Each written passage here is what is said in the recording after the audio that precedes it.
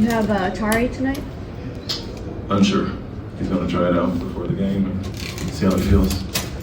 Is it going to continue to be a day-to-day thing with him? Yeah, hopefully until he's back full time, and so that's what it is right now. And slowness at times, it's getting better over the days, doing a little more work, and see how he feels before the game tonight. You know, in your time working with Rafael, do you feel like you guys prioritize being able to stop star perimeter players like Anthony Edwards and Udoka, players like that?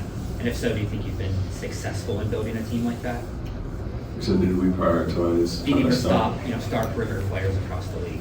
I mean, I don't know about Rafael before I got here, but that's what I've always been about. And, and we were on the same page as far as the players that we could get to do that. Obviously coming in with Dylan and Fred and the pieces we've added since. But the NBA is all about scoring now, and if you're gonna, if you can't keep up with the scoring, obviously you got to get defenders, quality defenders, to make it tough on the other guys. And so I've been around and understand how much that impacts winning, and trying to set that mindset with our guys. But it's great to have guys like Dylan tonight, and others will have to step up. Hopefully Tari's available. If not, we got other guys that have done it. I've been there, done that. Starts with men and some of the other guys. And so yes, we are on the same page. Long answer, but yes. You typically have Dylan on whoever the top scorer is, and he mirrors the minutes of most of them. What determines whether you ask a man with Dylan out, whether you ask a man to do the same or use him in other ways? Well, for instance, last time we played Minnesota, we had Dylan on Randall. We liked this physicality against Randall. We had Jalen on Edwards and went after Edwards quite a bit.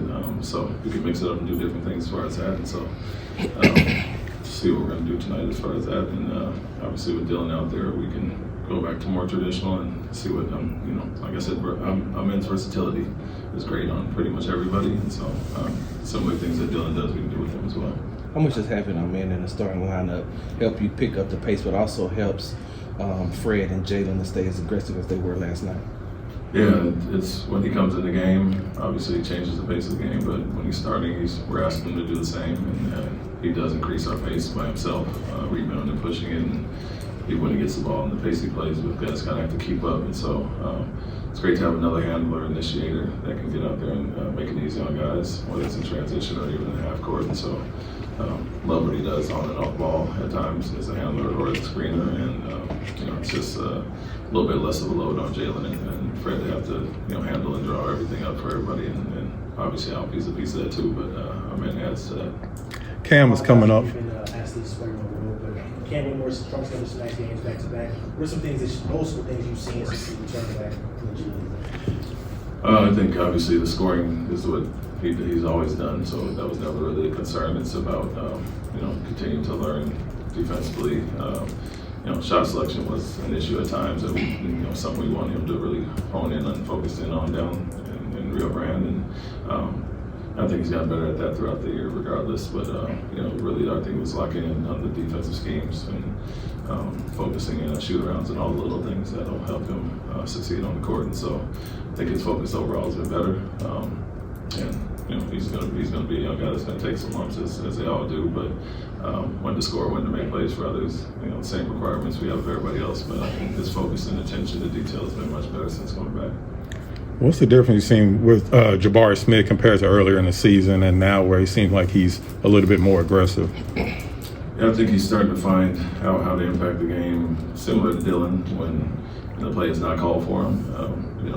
You saw it late last year, but I think being aggressive on offensive glass, getting out and running and trying to get some easy baskets, and then kind of hunting at shots, playing off others has improved. And so when the play is not called for him, and you have to relocate or find spacing to play off Alperen or Fred or Jalen, I think he's gotten better at that. And then at times you only have a certain amount of defenders on certain guys, and he's taking advantage of some weaker defenders as well. And so using the size, the post-up ability, getting in on the glass, and kind of doing the dirty work things. And Dylan's a great example of someone who can do that without plays being called for him. And I think Jabari's kind of picked up on that and improved as well. Is that a big adjustment spot for a guy like Jabari in college? His centerpiece had the ball a lot. Now he's having to learn smaller things like relocating. Is that a process for him? Yeah, I think all of our guys in general have been the guy wherever they've been before. And now we're asking them to play in a full team, team concept where it may not always be a night, and you have to find other ways to impact the game. And so, we relied on Fred heavily now being the post to kind of initiate offense. Jalen's improved in that area, but for the others that kind of have to find their way. So it's obviously different for them for what they've had probably their whole life. And so, as much as we can get stops and get out and run, it's kind of equal opportunity for everybody. It's not always going to be everybody's night, but that doesn't mean you still can't do the other things to impact. And I think Jabari's really improved as far as that. Statistically, Jalen's had a really nice month of December, much better than November. Is there anything different that he's doing, or is it just as simple as more shots are going in?